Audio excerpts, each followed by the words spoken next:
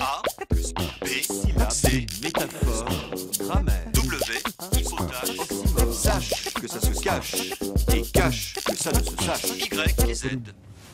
Au chapitre 6e de Candide, Voltaire raconte qu'après le tremblement de terre de Lisbonne de 1755, les autorités décidèrent de faire un bel auto-da-fé afin de prévenir toute nouvelle secousse sismique. Candide, qui passait par là, fut arrêté. On le fessa en cadence. Son ami Pangloss fut pendu. Voltaire ajoute, le jour même, la terre trembla de nouveau avec un fracas épouvantable. L'emploi du terme auto-da-fé par Voltaire est en situation.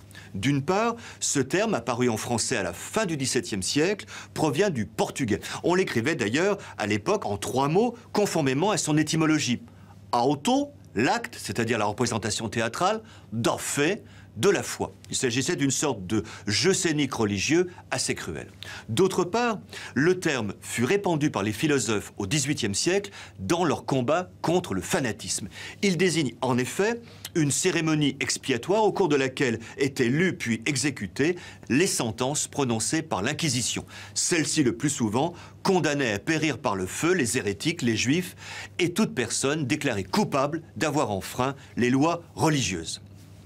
Écrit désormais en un mot, auto-da-fé a pris le sens général de supplice du feu. S'appliquant à des objets, il désigne depuis le XIXe siècle une destruction par le feu. George Sand écrit « Vous fîtes un immense auto-da-fé de nos titres et de nos archives ». Depuis le XXe siècle, il s'est restreint à la signification de destruction de livres pour des raisons idéologiques. C'est toujours odieux, mais moins cruel. Restons toutefois vigilants. Celui qui brûle des livres finit souvent par brûler des hommes.